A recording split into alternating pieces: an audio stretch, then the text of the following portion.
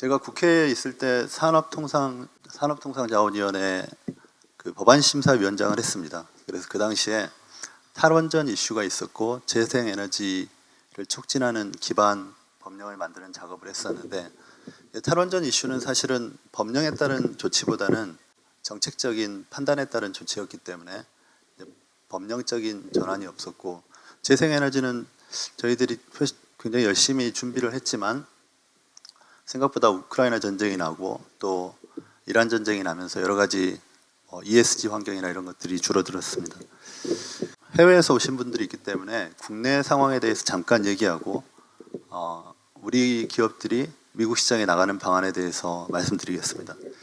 저는 이제 국회를 마치고 율촌에 돌아와서 해외 원전 건설 업무를 했어요. 그래서 현재도 이제 이집트 원전, 폴란드 원전, 체코 원전은 발주처 쪽 업무를 하고 있고, SMR 관련해서도 뭐 규제 체제를 만드는 문제, 또 미국에 투자하는 문제, 이런 것들을 했는데, 우리가 이제 대형 원전을 짓는 문제에 있어서는 우리가 굉장히 강점이 있죠. APR 1400에 있어서 굉장히 강점이 있고, 우리 이제 팀 코리아의 어떤 설계 능력, 건설 능력, 운영 능력, 정비 능력, 이런 것들이 이미 UAE 원전에서 검증이 됐기 때문에 미국 시장에 가는데 큰 중요한 기회다, 우리가 이렇게 생각을 하고 있습니다.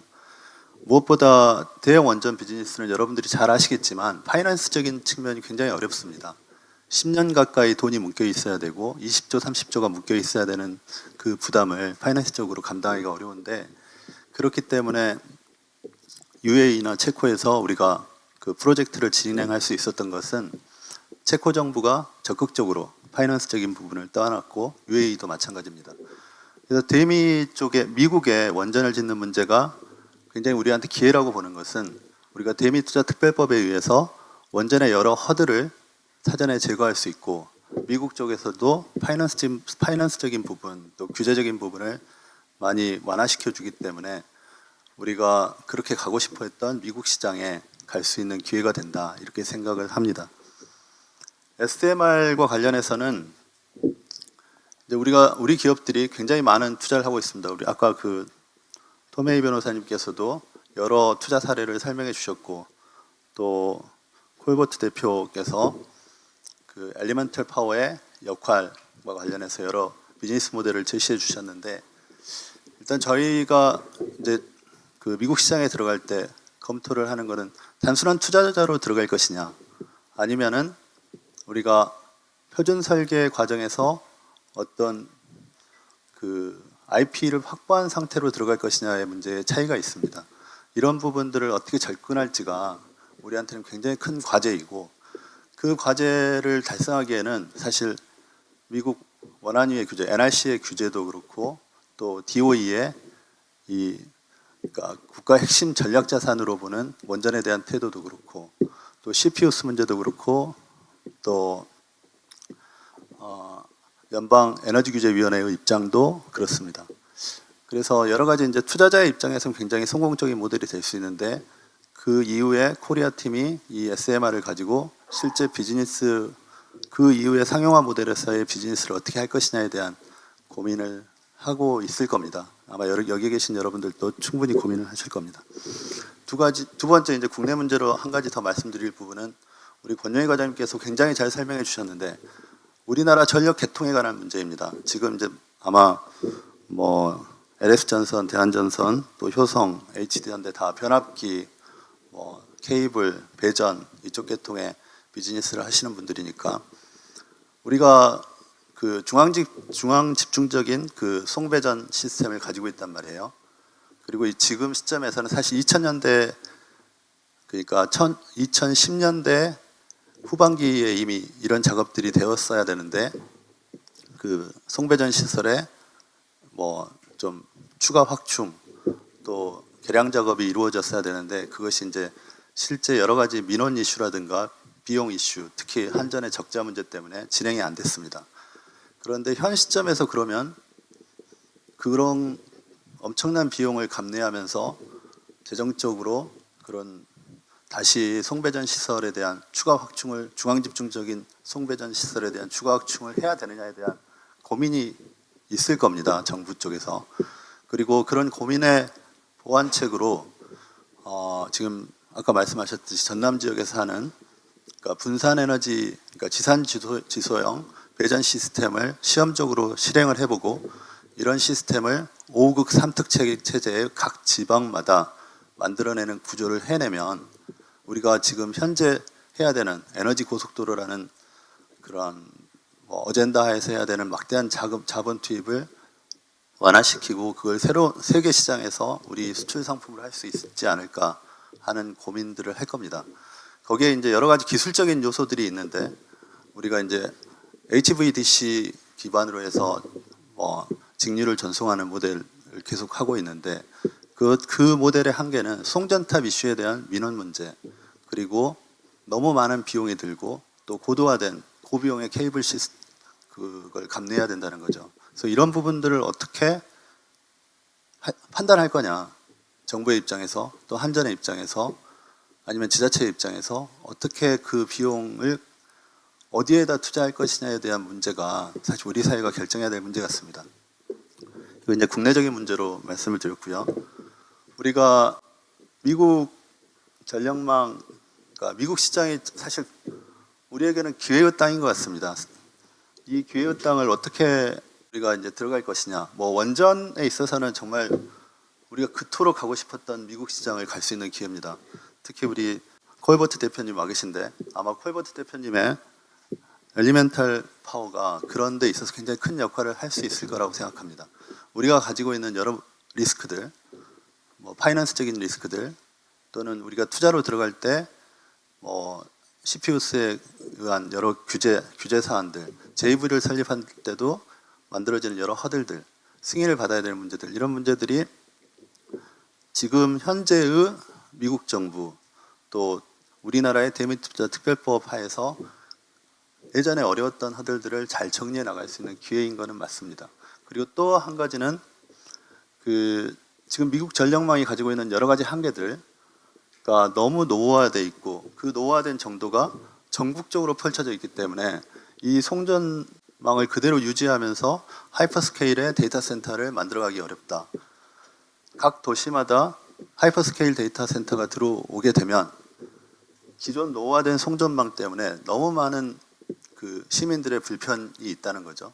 그리고 전기요금 인상 요인이 너무 늘어나는 그런 문제 때문에 미국 정부로서는 또 미국의 이런 빅테크가 됐든 또 제너레이터가 됐든 모두 다 이제 송전망에 대한 그런 문제 해결에 나설 것입니다. 그래서 근데 사실은 여러분들이 잘 아시겠지만 미국 전력 시장이 AI가 뜨기 전부터 이미 좀 활성화되고 있었습니다. 그러니까 저런 송전망의 문제들, 인프라에 대한 문제들을 가지고 있었죠. 변압기에 대한 문제들도 가지고 있었는데 AI 인프라 경쟁이 빅테크 사이에서 엄청나게 치열한 경쟁을 하게 되니까 미국 시장에서 에너지 인프라, 특히 데이터 센터를 기반으로 하는 에너지 공급망에 대한 투자 수요가 늘어나는 것이고 이런 투자 수요를 어떻게 감내할 것인가에 대한 판단을 했을 때 우리는 재생에너지와 원전을 병행하는 것으로 판단을 했지만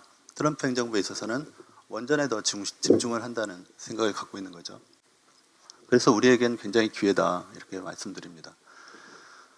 전력 소비율이 이거는 우리 쪽 데이터인데 아까 우리 토메이 변호사님 말씀하신 데이터에서는 좀 더 늘어났더라고요. 그래서 전력 소비율이 60% 정도 증가했고 그 AI 데이터 센터에 가장 전기를 많이 먹는 것이 AI 가속기인데 그 전력 소비 전력이 굉장히 많이 드는 거죠. 이거를 보완하기 위해서 여러 AI 그러니까 관련 기술, 전력 반도체 이런 기술들을 하고 있지만 아직 보완을 못 해내고 있습니다. 데이터 센터 성장률은 25%인데 30%로 볼 수 있을 것 같습니다. 데이터 센터 보유 상위국 수출 현황을 보면 우리 입장에서 그 파란색으로 보신 상위국 수출 현황이 굉장히 늘어나고 있는 것을 보실 수 있을 겁니다. 또 미국 수출에 있어서도 이 전력 인프라 쪽의 비중이 굉장히 늘어나고 있는 것을 보실 수 있습니다. 그럼 우리에게 어떤 면에서 강점이 있고 어떤 면에서 단점이 있느냐? 물론 케이블 변압기 시장에 있어서 우리가 상위 수출국을 점하고 있습니다. 사실 우리만큼 이 적기에 잘 생산해낼 수 있고 품질을 보증할 수 있는 그런 기업들이 없는 거죠.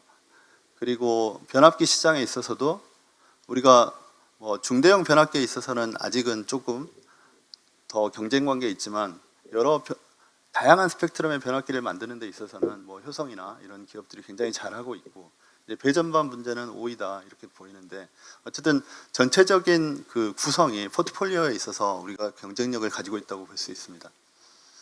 또 기회로 본다면은 아까 말씀드린 그 노후 배전 인프라 현대화에 대한 수요가 있고, 또 AI 데이터 센터 증설에 따른 전력 수요가 급증하고 있기 때문에 미국 시장이 우리에게는 굉장히 좋은, 그러니까 전력 인프라 기업들 입장에서 굉장히 좋은 시장이다, 이런 부분이고, 저희가 이제 단점을 잡는다면 우리 정부에서 새 정부에서 여러 가지 보완을 하고 있지만 여전히 이제 수출 지원에 대한 법령 또는 제도적인 근거들이 부족한 부분이 있고, 또 그 인증 문제, 국제 공인 인증과 관련된 준비들이 좀 취약하다, 이런 문제들이 있고요. 그리고 뭐 위협이라고 하면 트럼프 정부에 있어서의 관세 문제, 또 미국에서 그 연방 조달 시스템 하에서의 약간의 그 진입 장벽, 이런 것들을 어떻게 헤쳐나갈 것인가가 우리에게 좀 위험 요소가 될 것 같습니다. 이제 전기사업, 우리 법 제도를 보면 전기사업법은 사실 여러분, 전기사업법의 목적을 제가 한번 써봤는데 뭐 자세히 읽을 수는 없고, 전기사업법은 우리 국민들한테 안정적으로 전력을 공급하기 위한 법입니다. 그러니까 전기사업법 자체는 우리 전력 인프라를 수출까지 염두에 두고서 만들어진 법은 아닌 거죠.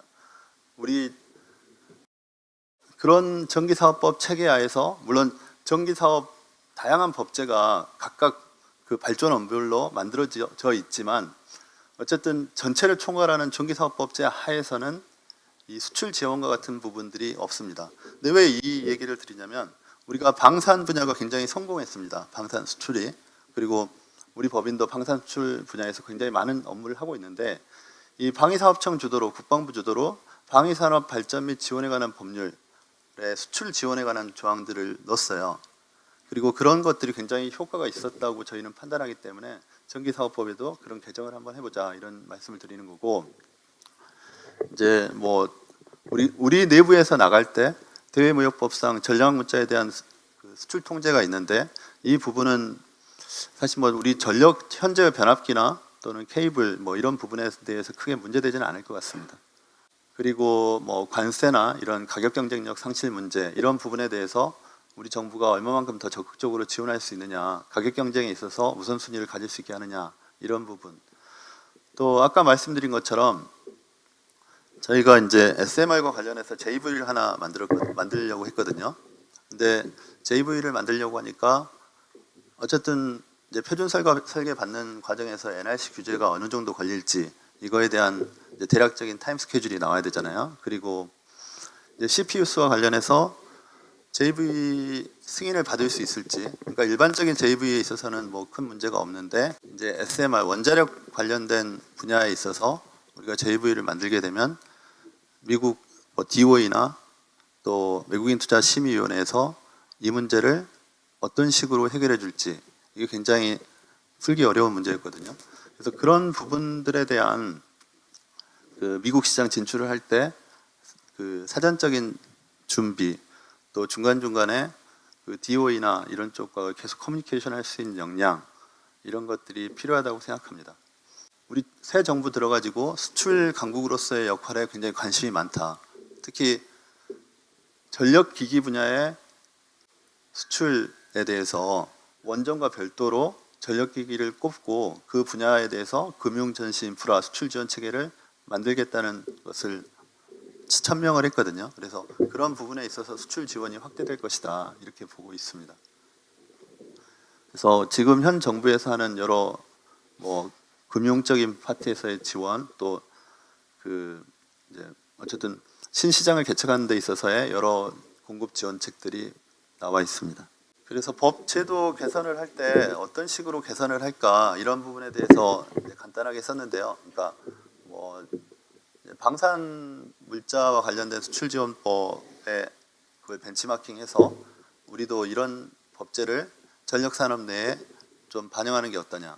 또 한 가지는 우리가 이제 원전 분야에서 특히 만들어진 부분인데 이 국가 조달 시스템화에서 그러니까 국가기획법의 규제를 받는 체제 하에서 이 그 국가 조달을 하게 되면 굉장히 엄격한 그 수의 계약이 되지 않기 때문에 계속 그 공급 업체의 그런 역량을 강화시키는 또 그러니까 가격 경쟁에 의해서 그 공급 업체를 선택하는 그런 문제들이 발생하거든요.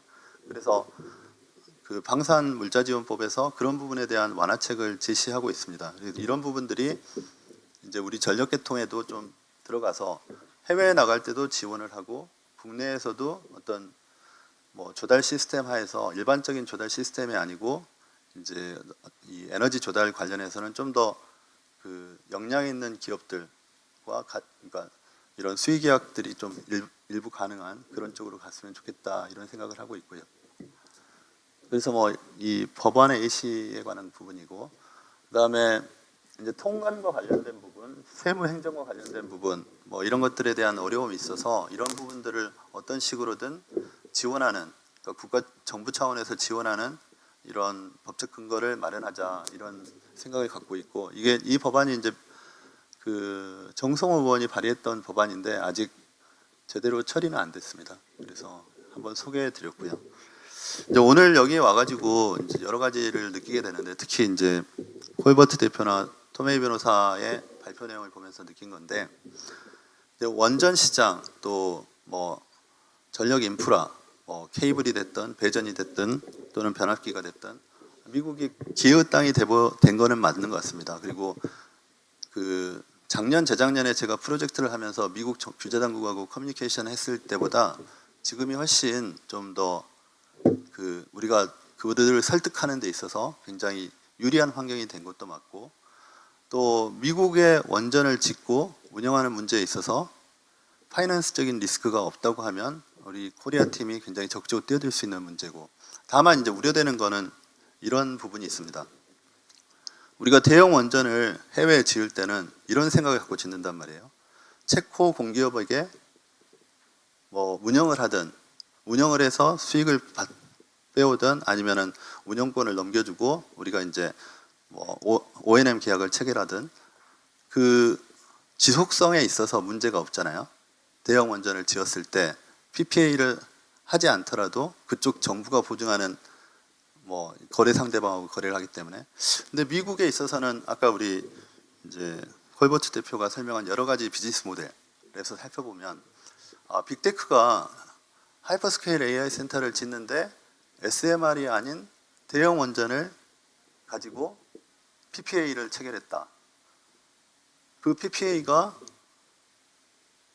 얼마만큼 지속 가능한 거냐에 대한 고민을 하게 될 것 같아요. 제가 만약에 내가 대형 원전을 미국 쪽에 짓겠다고 하면 그러니까 투자한 것을 어떤 식으로 회수를 할지에 대한 고민을 할 텐데 그 빅테크들하고 PPA를 짓는 PPA 계약을 장기 PPA를 하는 구조로 갔을 때 우리가 이제 대형 원전 하면 60년, 70년을 보는 건데 하이퍼스케일 데이터 센터는 몇 년을 보고 장기 계약을 체결해야 되느냐, 우리가 몇 년 안에 수익을 빼서 나와야 되느냐, 뭐 이런 여러 가지 고민들이 있죠. 그래서 기존의 대형 원전 모델하고 다른 모델이기 때문에 저희들이 이제 미국에 들어갈 때 여러 아까 비즈니스 모델을 가지고 보게 될 것이고 우리가 이제 3.5세대 SMR을 경주에 짓습니다. 우리가 이제 혁신형 SMR이라고 하는데 초도기를 경주에 짓게 되면 이제 물론 4세대 SMR에 있어서 우리가 탈원전 기간 뭐 여러 가지 이슈 때문에 그 경쟁력이 약간 떨어져 있긴 하지만 충분히 커버할 수 있다고 할 때 그럼 4세대 SMR 시장에서는 우리가 어떤 역할을 할 것이냐.